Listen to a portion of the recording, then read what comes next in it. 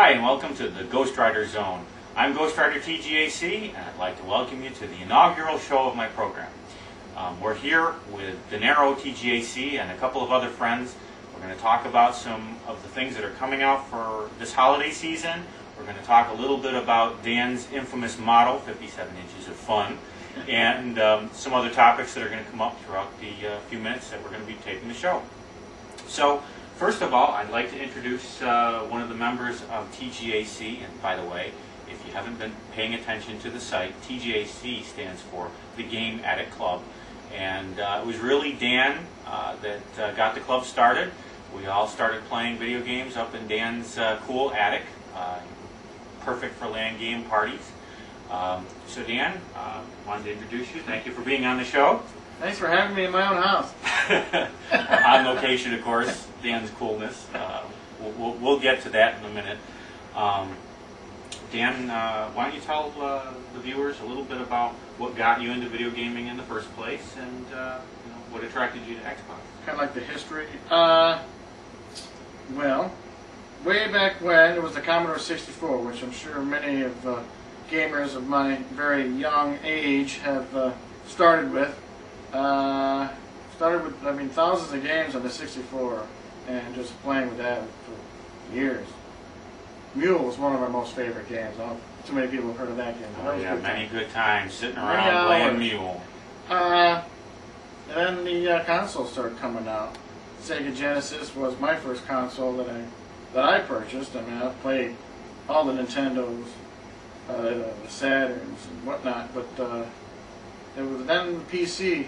The 486 came out, and games for that really. That was when the games really started. Yeah, they started getting good graphically. Back when you had to type in page 4's third word from the bottom on the manual to make the game work. It was fun getting Xerox copies of the manual.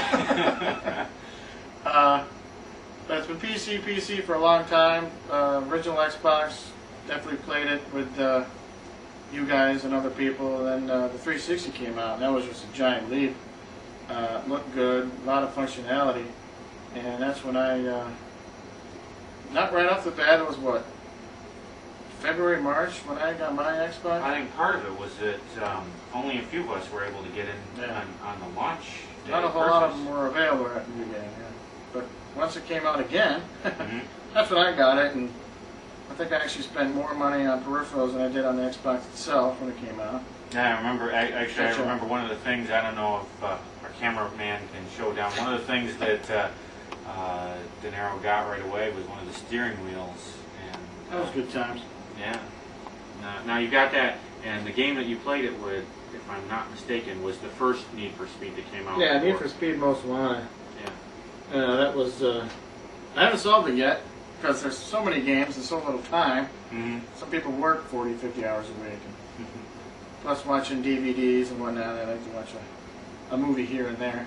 And actually, I'm glad you mentioned that, because one of the things I remember we discussed right off the bat when you got your Xbox 360, or when you were in the process of waiting for your 360, was that you were really impressed at the basic DVD playing functionality of the 360. Yeah, the basic DVD it looked a little sharper than your typical standalone unit, and it's faster. I mean, you're switching from layer A and B or going to the different menus, lickety-split, real fast. I get picky sometimes, and when I'm watching a movie and it pauses for that 1 second as it switches layers, I'm like, what's the matter? And then it keeps going. But the Xbox, pretty quick.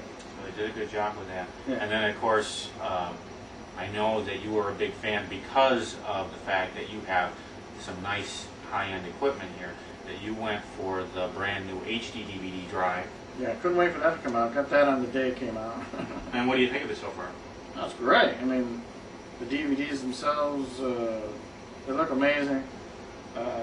Better than your Time Warner HD because there's less artifacts. It just plays well with the fast movement. But plugged in, took all 5 minutes to get it running, and works out pretty good. And I know that you showed me the actual process of running through and selecting the DVDs. It's very simple, not complex at all. So I think that based on the price point that the HD DVD Oh, yeah. is at, that it really is a competitive device. If you're only looking for a good HD DVD player and system, that it really makes the Xbox 360 a competitive product in the market. Very attractive to buy.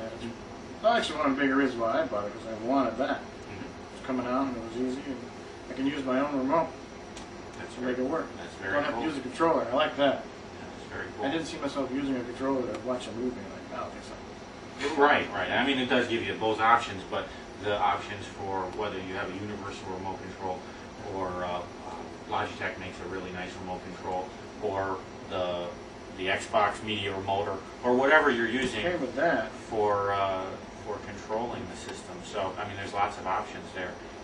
The HD DVD is really sharp. Now, another product that I know that you have that I know that a lot of the people who are reading my blog read about in the holiday buyer's guide, as well as have just seen out there, is the wireless headset. And De Niro, you also have one of the wireless. Why don't you grab that wireless headset off the table and hold it up? What do you think of the wireless headset? Sounds great. Picks up my voice great. It's pretty comfortable. After 5 or 6 hours, I got to switch ears just because it's like, starts to hurt a little bit, but you know, that's 5 or 6 hours. That's heavy duty play. That's normal play, really, especially on a Saturday. But with those 5 or 6 hour plays, the battery starts to go down, as you guys know. All of a sudden, I'm not talking anymore. Well, that's why. But other than that, the thing moves around quite a bit. It works out pretty good. How would you say it compares with the just standard wired headset? Actually, sounds better than the factory original. But because it's wireless, the battery does die a little bit quicker than the wireless controller. And to charge it, it shuts it off, so you can't charge and use it at the same time. There's no play and charge kit. No, there's nothing like that. That's the only downfall. Other than that, you know, you can just mute it real quick, change the volume.